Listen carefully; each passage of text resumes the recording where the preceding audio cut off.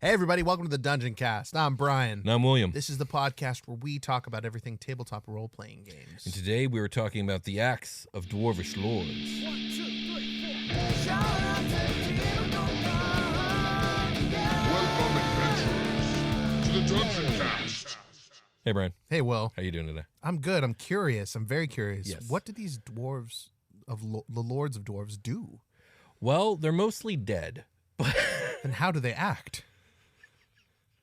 I mean, they acted valiantly, well, until they didn't. We'll get into it. We're going to get into the history. Did I miss a joke? Yeah, because it's act sounds a lot like act. Oh, my. Yeah. It's like, oh, okay, I'll go with that. Yeah. I didn't see it. For those of you that are new to the show, I like to do an improv comedy bit with the title of the episode is somehow, and Will ask me how I'm doing. You got it. Yeah. You got it. Half the time I miss it. I'm just here doing what I do. Brian. Yes. Dwarves. Yes. They have a reputation of making things. They do. High quality things. Yeah, and digging holes. That as well. Very complex holes. Highly magical things, I would even say. Dare I say artifacts? Oh, shit. What year is it? This episode is going to be all about dwarves, dwarfishness, and the things dwarves make. All right. Well, specifically one thing that some dwarf and or maybe multiple dwarves definitely made. Yes, okay. An artifact by the name of the Axe of Dwarvish Lords. I obviously don't need to remind you what year it is. No, I reminded you. Indeed. Well, I mean, I knew. Sort of. Yeah, but it's reminders. Indeed. You know. The year of the artifact. That's right. That's the year that we talk about magical, cool stuff. Indeed. I like the multiple spellings of dwarfish in the notes so far. Hey, man. There's several different I do what I ones. can. Yeah. Well, today's artifact goes all the way back to early original D&D, and over the course of its existence, it has been given quite the reputation. Some say the axe only works for dwarves. Others say it can give you the abilities of dwarves. Some say it will literally turn you into a dwarf. Okay. And who made this thing? Well, we have multiple origin stories on today's Dungeoncast. I could see how all these things could be true too, because like there's like belts and stuff that give you like giant powers, right? Yeah, absolutely. Okay. Yeah, let's get into it. Yeah. The Axe of the Dwarvish Lords is an artifact, a unique magical weapon of great power within the context of the game. It'd be weird if it had great power outside the context of the game. I know, just in the real world. Whoa. Long associated with the world of Greyhawk campaign setting, the axe made its first appearance in the small staple supplement booklet, Eldritch Wizardry, which has now come up quite a few times this year. There's a lot of artifacts in there. And a lot of artifacts tend to originate in the Greyhawk setting and came out very, very early in the game's existence. And I believe we established in an early episode this year that the Eldritch Wizardry supplement came out in 1976. Okay. Yeah. And I'm telling you, it has all the artifacts in it. So I have theorized that maybe 1976 was also the year of the artifact. And maybe these Dungeoncast years of are simply part of a greater D&D zodiac we were hitherto unaware of. Yeah, we're now in the cycle, and we're not in control of what goes on the show. No. A great two-headed demon lord is. It has been ordained. Yeah. The axe was later presented in a number of publications in Advanced Dungeons & Dragons. An adventure module titled Axe of the Dwarvish Lords, involving the artifact, was even published under the TSR imprint in 1999. In the adventure, the player characters must retrieve the artifact, the Axe of the Dwarvish Lord, from an evil wizard who has stolen the powerful weapon and intends to use it to marshal a massive goblin army against the Dwarven community, all while avoiding an agent of the Darrow god, Darinka, which I don't know much about Darinka, and we haven't really talked much about Darrow.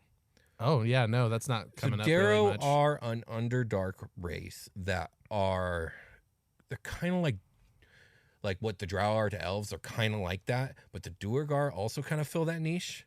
So yeah, that's what I was going to say. Okay, so Yeah. they're dwarves, but they are, kind of. they're weird Underdark dwarves, even though like the Duergar are Underdark creatures Yes. also. There are two creatures that fill the exact same niche, and the Darrow have kind of been... I know they're a thing in Forgotten Realms more than other settings, in my understanding, but I feel like the Duergar have kind of like pushed them. And the marginalized Duergar them a also bit. aren't exclusively Underdark creatures. They're not. also just like in mountains Yeah, it's true. and holes or whatever. They're Yeah. definitely not surface I think, dwellers. I think Darrow are exclusively Underdark creatures. I could be wrong. We haven't done a Darrow episode. Maybe we will. yeah, one so day. we don't know about Yeah. that, especially me. So 3rd edition detailed out the axe in the Epic Level Handbook. Okay. And both 4th and 5th edition included versions of the artifact in their original Dungeon Master's guides. Over the course of editions, the axe has been depicted in a number of ways. In its earliest form in Eldritch Wizardry, the artifact is described as a short-handled axe backed by a claw hammerhead.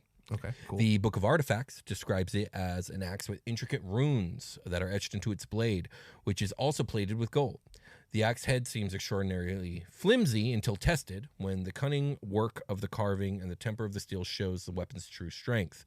The hammer is made to look like an erupting volcano, with the flames forming the head's jagged prongs. That's fucking cool. Yes. So the epic level handbook, that specifically refers to levels 20 to 30. Yes, that's what that handbook is about. And there's a Okay. couple artifacts in there. One we spoke about earlier this year. I don't remember which one. Yeah, that's the only reason I know about it, I think. Yeah. Okay, and then God, man, we got a Wand of Orcus situation going on here with like different What is it? styles of it. Yeah, I'm not even done yet. Oh, okay. Yeah, but Here we you're go. absolutely right. So 5e sources do not outright describe the Axe of Dwarvish Lords, but it does have some official artwork that looks nothing like the previous description above. Okay. It is still a short-handled axe, but now the entire piece is made of or completely plated in gold. Rather than runes, the axe is covered in intricate filigree and studded with precious gems of various kinds. Sapphire, emeralds, and what look to be either amethyst or rubies. I'm slightly colorblind, so I couldn't tell. The axe is topped with a large bluish diamond. I would love for you to pull it up. And I you did. tell I me. did just now. And Would yes, you it's an incredibly accurate description, and it's just as ostentatious as it sounds. For sure. Would you say those are rubies or amethysts? Is that Holy shit, good question. Yep.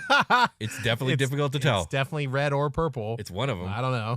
Okay, cool. It's not just me. I've been seeing a lot of newer cars on the road lately that are like these weird. I think it happened 3 times on a drive I was on yesterday. I was like, "What color is that?" Oh, yeah. To my co-passenger, they were like, Unsure. gray, brown, silver. I don't know. We were That's just like, interesting. Yeah, I'll I have to don't keep know. my eye out. This red is reminding me of that.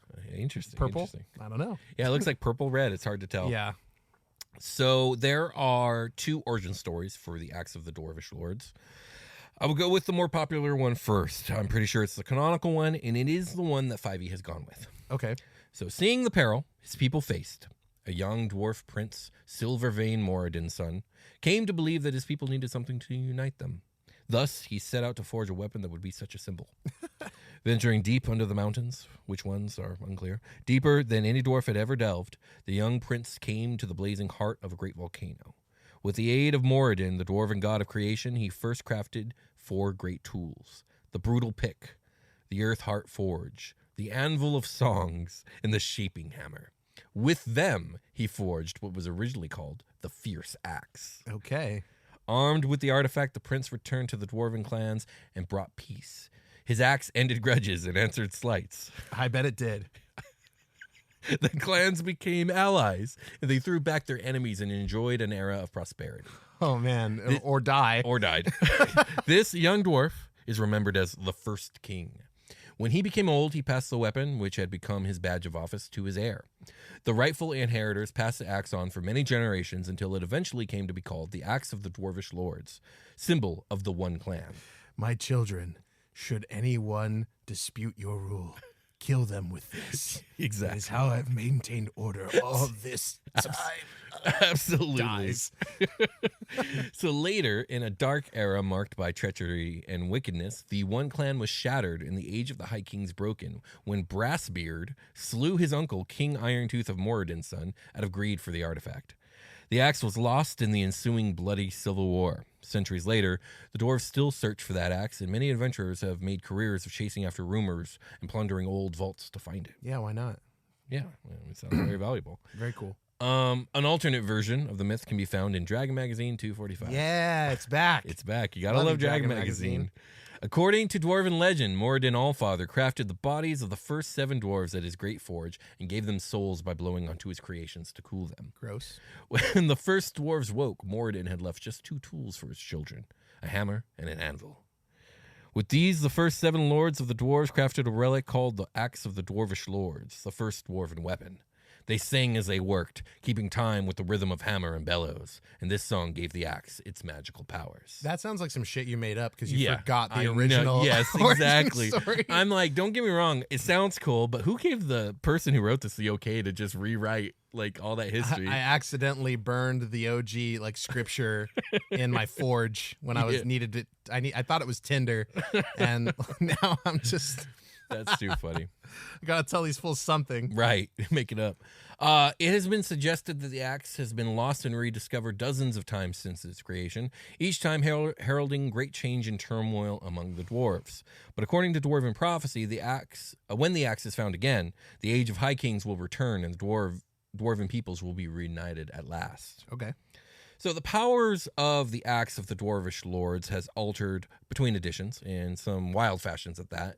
The Book of Artifacts states that the axe has all the powers of a +3 sword of sharpness and a +3 hammer of throwing.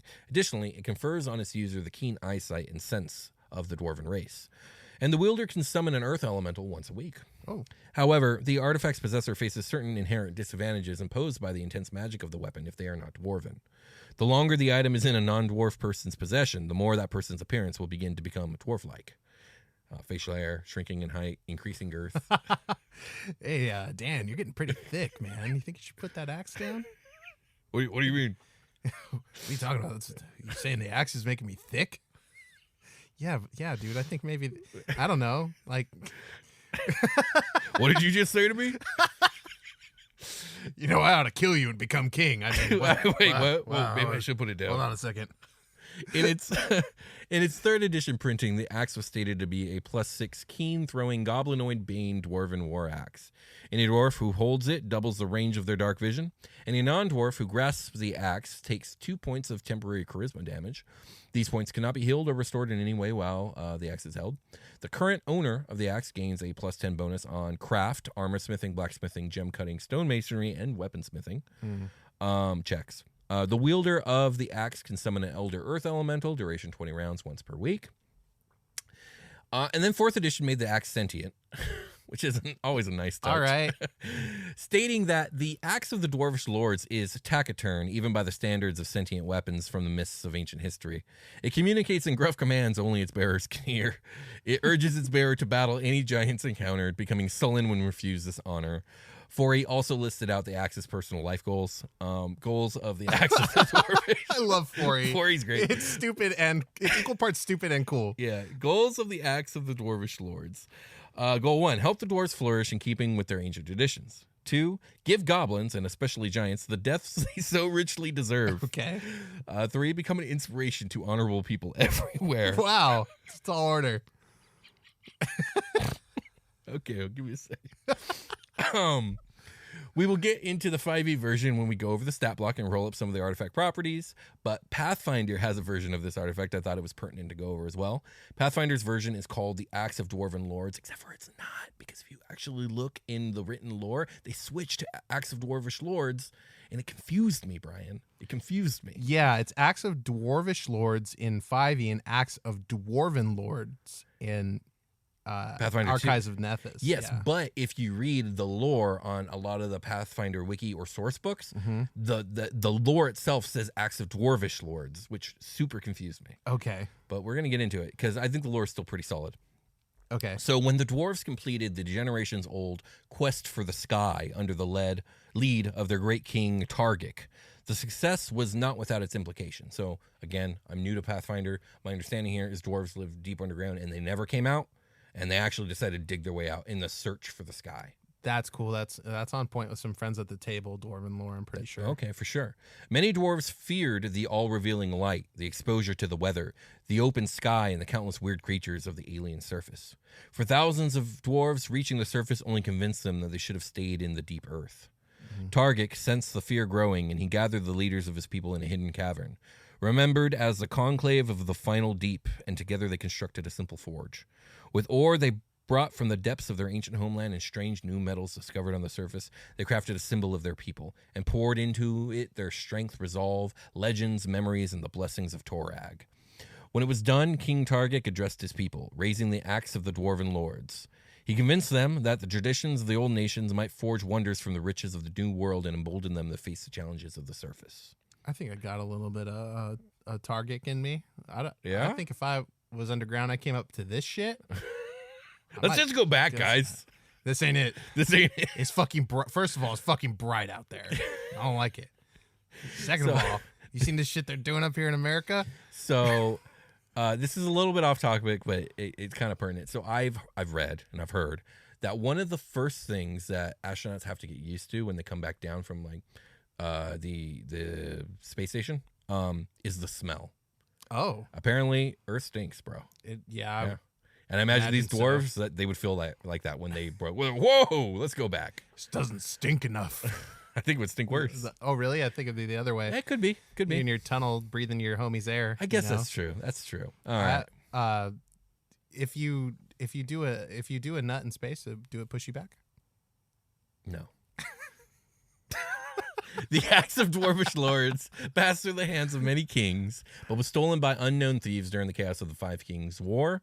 After this point, it changes many hands, but ends up in the possession of the ancient magma dragon. I want to say that's Moshabat. I'm lost in the notes. I'm trying to find it. It's either that or it's Moskabat. Moskabat. I think it's Moshkabat. Well, in Moshabat. true Dungeoncast tradition, we will say it every way Yes. and be wrong about every single one of them. Most Chabot. Moving on. Well, can you click where you are? I cannot find it. Because I just found it. I scrolled up. I went too far down. Nice. Yeah, Moskabat. Yeah. I did it right, definitely. Okay, for sure. Now the dragon is the keeper of the dwarves' most precious artifact and the key to a lost golden age of dwarven culture. Few items are as linked to the pride of a people as the axe of Dwarvish lords. Those who claim it should consider the following. The axe of Dwarvish lords is a symbol of the pride and heritage of an entire people. What's more, it's also a priceless historical artifact. Though the dwarves have made efforts to keep their great citadels in repair, there could be no question that dwarves lose a little more of their ancestral ways with each generation born on the surface. Many dwarves believe reclaiming the axe is vital to uniting their people and beginning a new age of dwarven ingenuity. Most dwarven lords would pay any price to recover the axe, as doing so would win them instant esteem and authority among their people, and just as many would do all that it takes to wrest the artifact from non-dwarf hands. The axe of Dwarvish lords seeks dwarf hands to wield it, and should it not find such a bearer, legend claims it reshapes its owner as it prefers. Right. Those who wield the axe for an extended period of time find themselves becoming increasingly hairy, growing more accustomed to the dark, and potentially changing height by up to an inch per week. Oh my god. Anyone who That is so fucking fast. I know. Are you serious? Anyone who possesses the axe of the Dwarvish lords for more than a week transforms into a dwarf 1d4 weeks later, as if affected by the spell reincarnate. Oh my god. This effect can only be reversed by a miracle or wish spell. That's insanity. I love it. You're not dwarven enough. I will make you dwarven enough. Exactly. So true. Oh man, dwarves are made, not born. Apparently. Well, dwarves are made and then born. Yeah, I guess so. Let's take a short rest. Okay.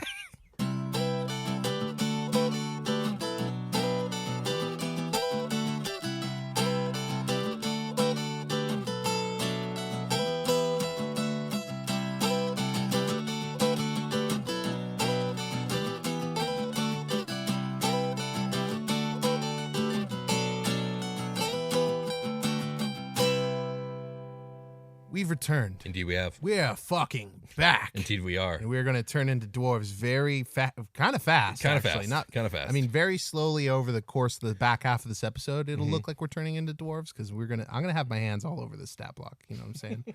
So I have in front of me the axe of Dwarvish lords, not dwarfish lords, and I have all the things it does in 5e.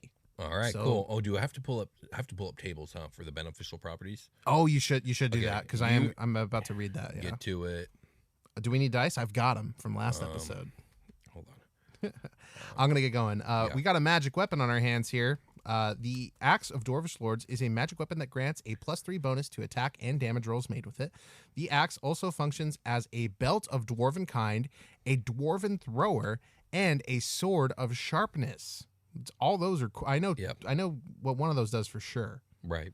And then we have the random properties. The axe has the following random determined properties: 2 minor beneficial properties, 1 major, and 2 minor detrimental properties. Ooh. I'm almost there.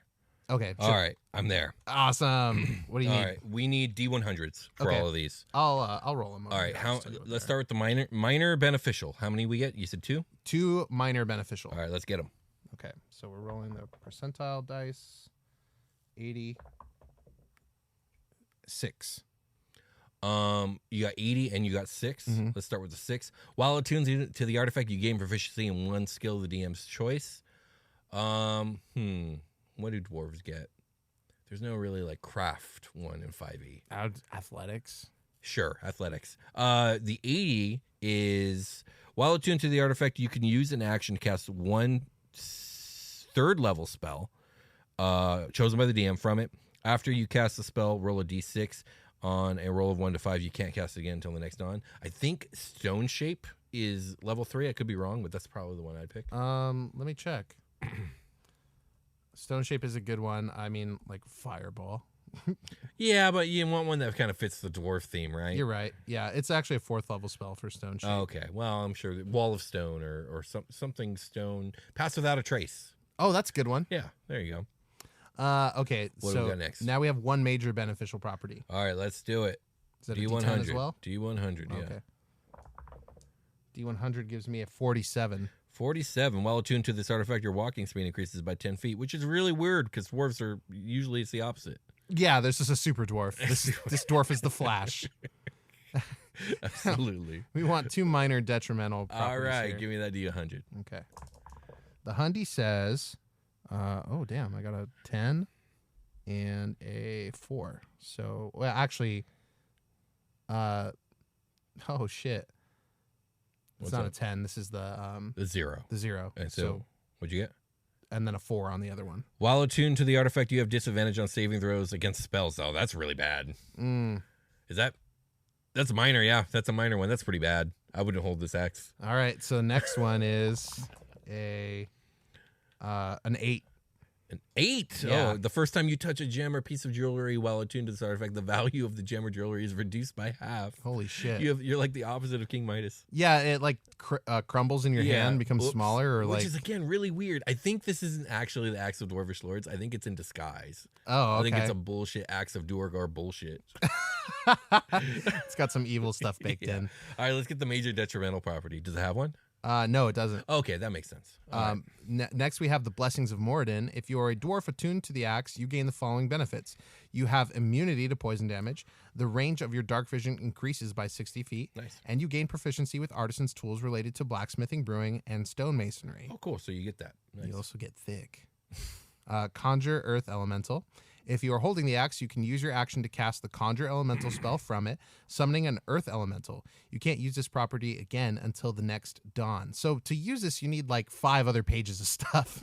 Right. Yeah, basically. But that's cool. Yeah, no, it's a big item. It should take a lot of. It should be able to do a lot because you're a belt of Dwarven kind, a Dwarven thrower, a sword of sharpness, and an Earth Should I Elemental. just look all that stuff up real quick? If you want. Okay, belt of Dwarven kind. Yeah. Probably just makes you stronger. Yeah, it makes you dwarf strong. Strong. Next we have Your con increases by 2 to a maximum of 20. You have an advantage on persuasion checks to maintain interact with dwarves. You have a 50% chance each day at dawn of growing a full beard if you're capable of growing one, or a visibly thicker beard if you already have one. holy shit. If you aren't a dwarf, you gain these benefits. You have advantage on saving throws against poison and resistance to poison damage. You have dark vision to 60 feet, and you can speak, read, write Dwarvish. That's the belt of Dwarven kind. I know you're gonna like become pseudo Moradin. Sword of sharpness. I already have the Dwarven thrower up. Okay, go ahead with that It's one. a warhammer, very rare, requires attunement by a dwarf specifically, but since you can wield the axe as not a dwarf, it'll just apply to you, I guess. You gain a +3 bonus to attack and damage rolls made with this magic weapon. It has the thrown property with a normal range of 20 feet and a long range of 60 feet. When you hit with a ranged attack using this weapon, it deals an extra 1d8 damage roll. Or if the target is a giant, 2d8 damage. Immediately after the attack, the weapon flies back to your hand. Oh, that's good. Yeah. I was about to say, I don't know if I'd ever throw this thing, but that part changed my mind. Yeah. Proficiency with a Warhammer allows you to add your proficiency bonus to the attack roll for any attacks you make with it. Which, yeah. It's pretty fucking awesome. You ready for the Sword of Sharpness? I am. When you attack an object with this magic sword and hit, maximize your weapon damage dice against it. So you just roll max damage all the time? When you attack your creature with this weapon and roll a 20 on an attack roll, that target takes an extra 14 slashing damage. Then roll another d20. If you roll a 20, you lop off the target's limbs with the effect of such loss determined by the GM. If the creature has no limbs to sever, you lop off a portion of its body instead. So this is like a reverse Vorpal sword. Instead of chopping off the head, you're chopping off the limbs. All of them. In addition, you can speak the sword's command word to cause the blade to shed bright light. Oh, that's a nice little bonus. And dim light for another 10 feet. 10 feet and 10 feet. Speaking the command word again, or sheathing the sword puts the light out. Jesus, this axe is fucking powerful. Yeah. Is this the most powerful thing we've talked about in the show so far? It's pretty close. I mean, what, the Rod of Seven Parts or the Wand of Orcus probably rival it. Yeah, those are probably close, yeah. Wow. Because an Earth Elemental, that's a Conjure Earth Elemental is a 5th level spell. Yeah. I'm sure the axe doesn't require you to concentrate on that. Yeah, you're a one-man wrecking crew with this thing. That's cool. Pretty much. I mean, like the Earth Elemental showing that makes you a 2-man wrecking crew. But, right, but that's part of the one-man wrecking crew. Travel the depths. Yeah, you can use an action to touch the axe to a fixed piece of dwarven stonework and cast the teleport spell from the axe. If your intended destination is underground, there is no chance or mishap of arriving somewhere unexpected. You can't use this property again until 3 days have passed. So go anywhere underground. Pretty cool. Curse. The axe bears a curse that affects any non-dwarf that becomes attuned to it. Even if the attunement ends, the curse remains. Oh, shit. With each passing day, the creature's physical appearance and stature become more dwarf-like, a.k.a. thicker. After 7 days, the creature looks like a typical dwarf, but the creature neither loses its racial traits nor gains the racial traits of a dwarf. The physical changes wrought by the axe aren't considered magical in nature, and therefore can't be dispelled. You already have the traits of the dwarf if you still have the axe, though, because it gives you the traits of a dwarf, like the poison resistance and all that other stuff. So That's crazy. The physical changes, it can't be dispelled, but they can be undone by any effect that removes a curse, such as Greater Restoration or remove curse so it's spell. not that bad. It's literally a curse. Yeah. Now, to destroy the item, which is pivotal. Oh, yeah, there's suggestions on how to destroy it? Yeah, on most of these there have been. Cool, let's hear it. The only way to destroy the axe is to melt it down in the Earth Heart Forge. Which we're told doesn't exist anymore, theoretically. But it says right here, that's where it was created. It's just misinformation. Gaslighting. Dwarven gaslighting. It must remain in the burning forge for 50 years before it finally succumbs to the fire and is consumed. Wow. So very cool if you're a dwarf. Not as cool if you're not. Yeah, because you leave it there and you just hope no one gets it. Proficiency with the battle axe, blah, blah, blah, blah, and then a bunch of tags. So that's it for the 5e stats on the Axe of Dwarvish Lords. All right. Plus 3 magical axe. Very formidable. It'd be slicing fools. I'm very impressed with it. All right, let's check out the Pathfinder one. All right. We are in the Axe of Dwarven Lords. It is unique artifact conjuration magical transmutation. You can find it in Game Mastery Guide, page 106. Its usage is held in 2 hands. Its bulk is 3. Its base weapon is Dwarven War Axe. The blade of this. By the way, a war axe is a 2-handed axe, so that is one of the major differences because the 5e1 is a hand axe. I see. Yeah. Okay. So the blade of this +4 major striking, keen returning speed Dwarven War Axe is carved with an intricate design depicting countless generations of Dwarven warriors and leaders. It sounds like there's room on this axe for those. The axe has the thrown 30 feet weapon trait, in addition to the normal weapon traits for the Dwarven War Axe. Strikes with the axe deal an additional 1d6 damage to orcs. While the axe is in your possession, you gain a +4 item bonus when crafting armor, jewelry, metalworking, stonemasonry, snares, traps, and weapons. That was definitely missing from the other. Well, you get the crafting stuff with artisan tools, but you didn't get some of those other things. Yeah. If you are a dwarf, you gain greater dark vision while holding this axe. If you are not a dwarf, you are stupefied 4 while holding the axe, and if you are an orc, you are also drained 4 and enfeebled 4 while holding I gotta look up so many. Yeah. So to activate this, it's 3 actions: envision, interact, frequency once per week, effect. The axe casts a 10th level summon elemental spell to conjure an elite elemental avalanche. The spell is automatically sustained, requiring no action on your part, but still allowing you to command the elemental on each of your turns. You can dismiss the spell. And destruction. If an orc beheads a dwarven king with an axe of dwarven lords, the axe rusts away to nothing. That is strangely specific. Yeah, it's very specific. Hey, do we have a minute to go over some of these conditions? Yeah. So stupefied 4. So stupefied, your thoughts and instincts are clouded. Stupefied always includes a value. You take a status penalty equal to this value in intelligence, wisdom, and charisma-based checks and DCs, including will saving throws, spell attack rolls, spell DCs, and skill checks that uses ability scores. Anytime you attempt to cast a spell while stupefied, the spell is disrupted unless you succeed at a flat check with a DC equal to 5 plus your stupefied value. Again, this is a 4 stupefied. What were the other conditions? Drained and enfeebled. Why don't you look up drained? I'll look up enfeebled. Well, they're both on the same page. Here's enfeebled. You're physically weakened. And was it enfeebled 4 as well? Yes. You're, where was I? Physically weakened. Enfeebled always has value. When you are enfeebled, you take a status penalty equal to the condition value to strength-based rolls and DCs, including strength-based melee attack rolls, strength-based damage rolls, and athletic checks. So that's strength, wisdom, intelligence, and charisma. Let's see if, you said drained. If drained doesn't cover the other last 2 ability scores. Drained. When a creature successfully drains you of blood or life force, you become less healthy. Drained always includes a value. You take a status penalty equal to your drained value on constitution-based checks such as fortitude. You also lose a number of hit points equal to your level times the drained value. So in this case, if you're level 5, so that'd be 20. And your maximum hit points are reduced by the same amount. Each time you get a full night's rest, your drain value decreases by 1 and increases your maximum hit points, but you don't immediately recover the lost hit points. So this hits you in every single ability score by -4, except for dexterity for some reason. I don't know what that's about, but It's intense, though. That's intense. Still need to dodge. Yeah, and that's it for the Axe of the Dwarven Lords from Pathfinder 2nd Edition. Okay, That's so all we got. it's more on par with like a normal magic item in Pathfinder 2nd Edition. It's not so much like the 5e version is like super artifact. Like this is super powerful, very rare. This other one seems like it's powerful, it's rare, it gives you stuff, but it's not overwhelming.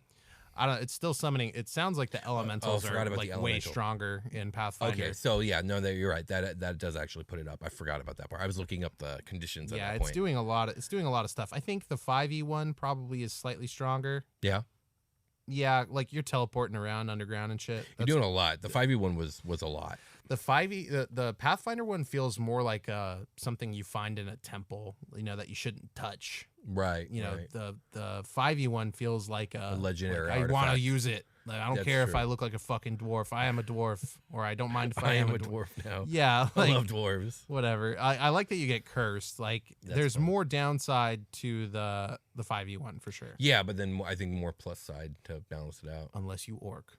Unless you orc. Oh, on the Pathfinder one. Unless you orc. Yeah, that's true. I don't know if you wanted to. You have to behead. There's got to be some lore that we don't know about. Well, the I mean, I Pathfinder think the one. idea here is that orcs are like the traditional enemies of the dwarves in Pathfinder, and like the sacrilegious horror of your most hated enemy beheading the leader and king of the dwarves with the artifact that most represents like the pride and history of Yeah. dwarves. Is just such a powerful. The axe can't symbolic. take it. The axe can't take it. So It symbolic. knows enough to know it happened, but doesn't know enough to know that it could have done something to prevent the killing. Sure. Like, why don't you go to Well- Rust, but like on the swing, stop the Right. king from dying? So in Pathfinder 2nd Edition, I don't know about 1st Edition, but in 2nd Edition, symbology has power. Okay. There's an entire class called Thaumaturge that's built around it.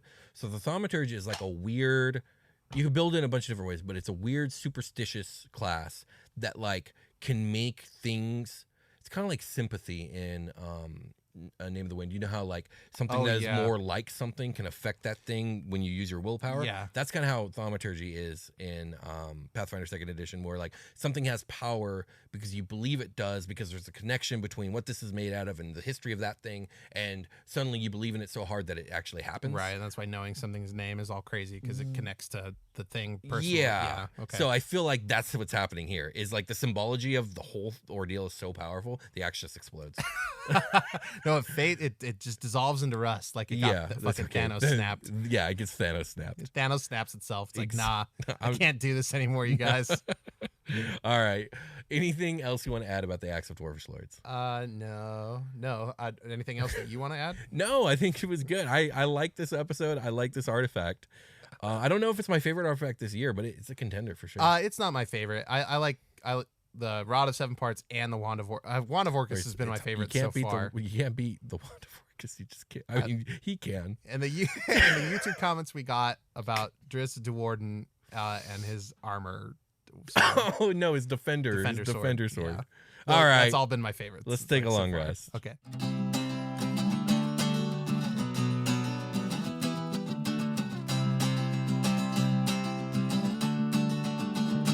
Hey everybody, welcome to the long rest. This is the part of the episode where we turn into dwarves and we go back underground to chill. I've been a dwarf. Yeah. Well, you have. We were both dwarves for a while. We lived at night. It's very true. In a tunnel complex. Yep, grew beards. We grew beards. Became thicker. He became a lot thicker. Oh man. Okay. Well, talk about the backer kit. Okay. Hey, go fly, my child. Tell them. So we're writing a book. We've written most of it. We have written a book called Starseeker's Guide to Drakenstar. It's a science fantasy space opera setting for a 5th edition D&D. It's based off of our campaign, Super Quest Saga, where I took Josh Freeland, Jake, and Brian here on an adventure into deep galactic space 100,000 years in the future. And the show did great, and you guys ended up funding a Kickstarter for it, and I thank you guys for it. But for all you guys out there that missed the Kickstarter and still want to get a book, now's your chance. Go to drakenstar.com, and you can pre-order your book through BackerKit. It's going to take you to Kickstarter, and you'll see a button right there saying pre-order book.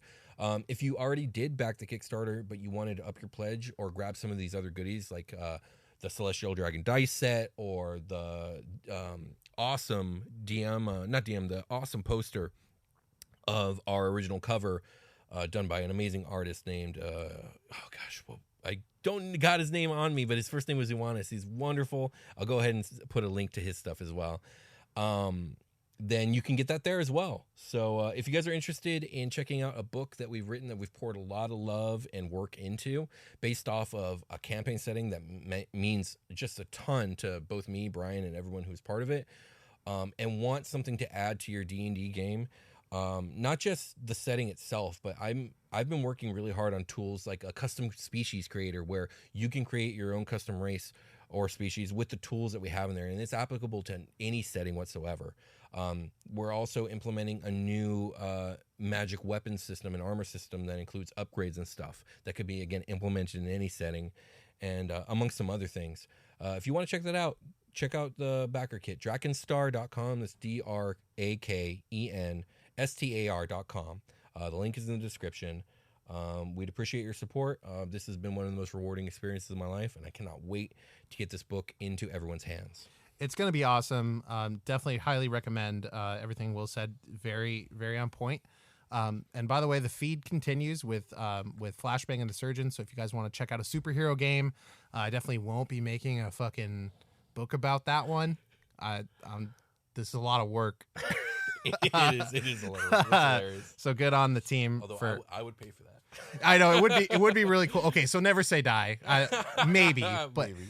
We'll talk about it. If you guys cry out like a lot of people did for Super Quest Saga, but yeah, check out Flashbang and the Surgeon, actual play content of a superhero game set in Waterdeep.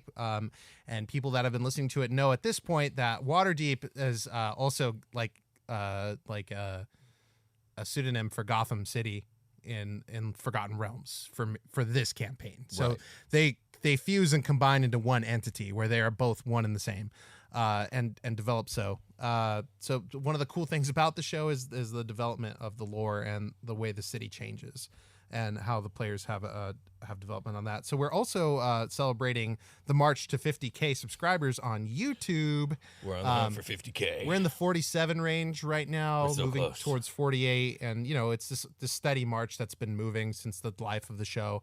That number does matter like a whole bunch to lots of people. Indeed. That can make the show like, I don't know, can make do better, do more, do have better, more. Yeah, just 50K is a good milestone. At just a glance, people will interact with us on the business end a bit differently. So we're really looking forward to the milestone, and we are doing a 50K giveaway.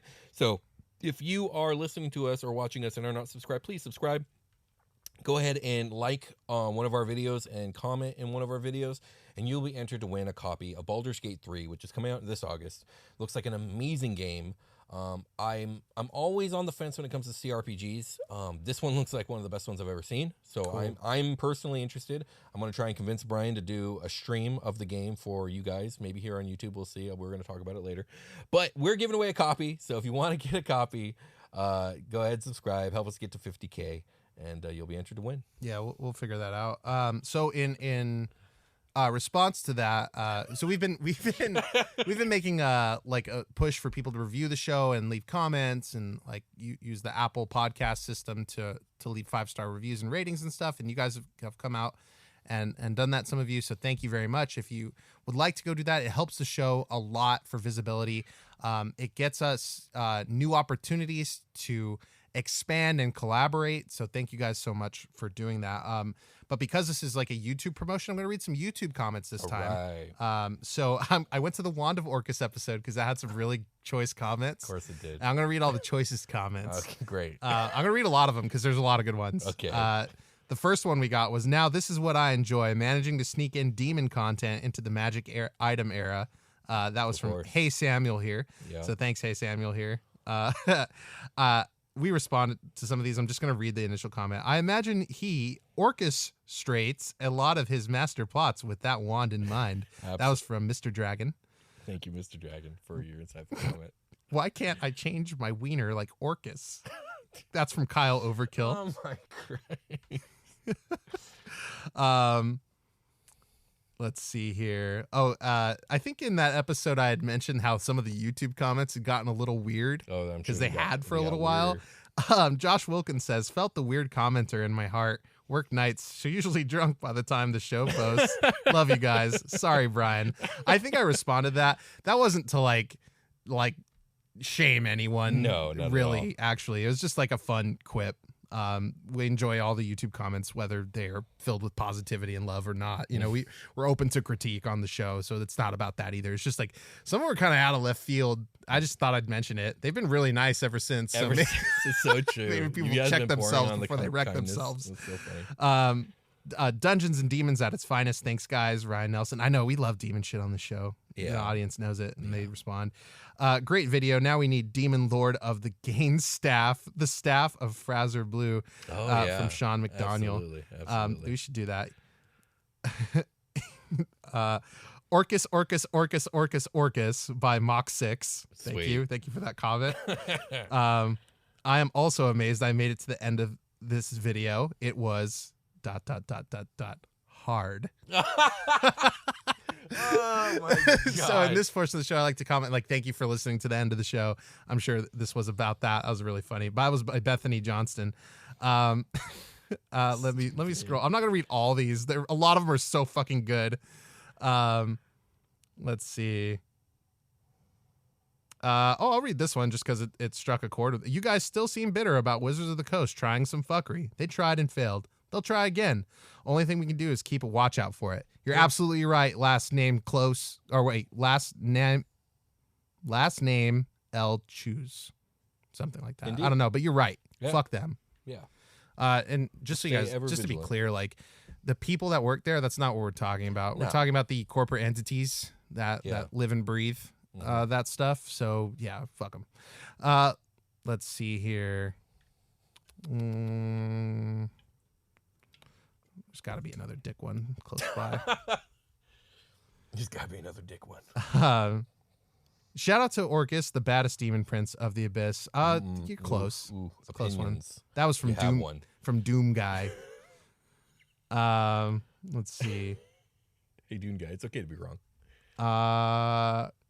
Good vid, guys. Thanks from Timothy Hanna. Thanks, Timothy. I love the sweet ones like that. Yeah, those are great. I love those. Those are always solid. I always like, I check my pocket and I see that. I was like, there's a lot of talk. you. Now there's a lot of talk about the positive energy plane, and I think you behold Orcus on his throne. Oh, I remember the positive energy plane. I think there was confusion because you were reading it and I mistook what you read, I think. There was I some, know there was what some, the positive plane was. I thought you read the specific positive plane the soul came from. Yeah, so we because there is the positive planes, but there's also the plane of positive energy. Yeah, we're not perfect. We make mistakes on the show, and it's okay to call that out in the comments. We're never mad about it. Yeah. We honestly, if we could have like a redo, we would go and include it, but that's just not how this works. Yeah. So sorry if we fuck something up. We try to address it or do better next time.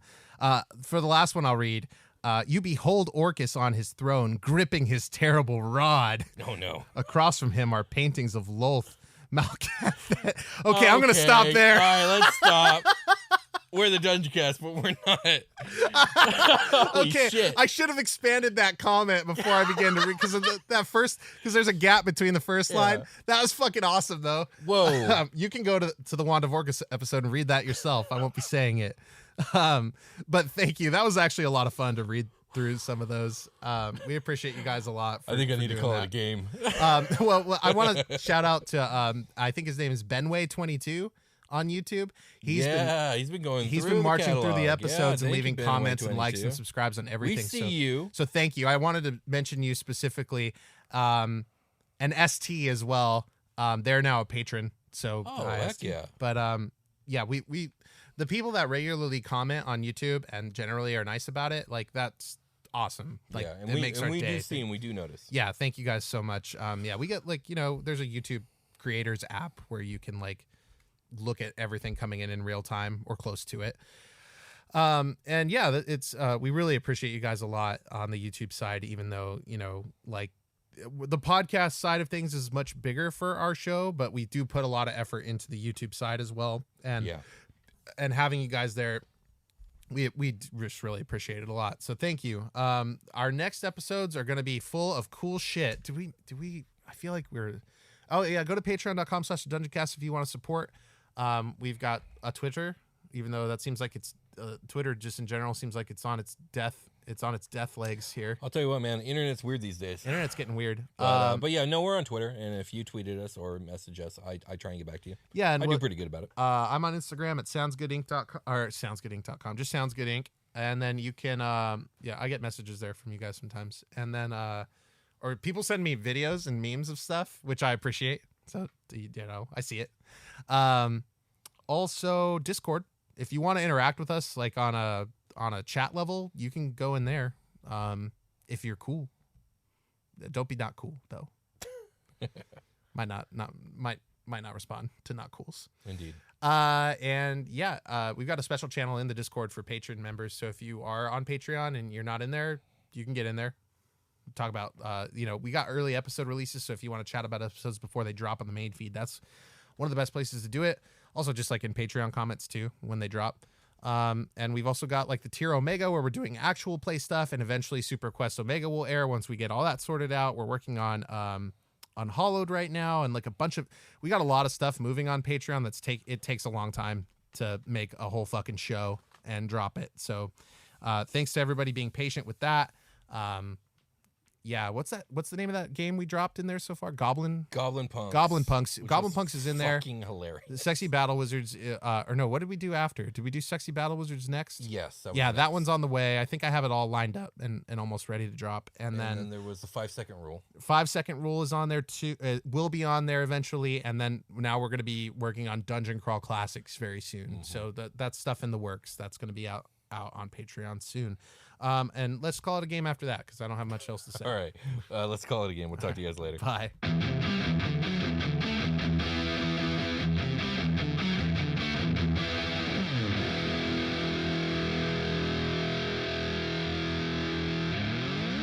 The Dungeoncast.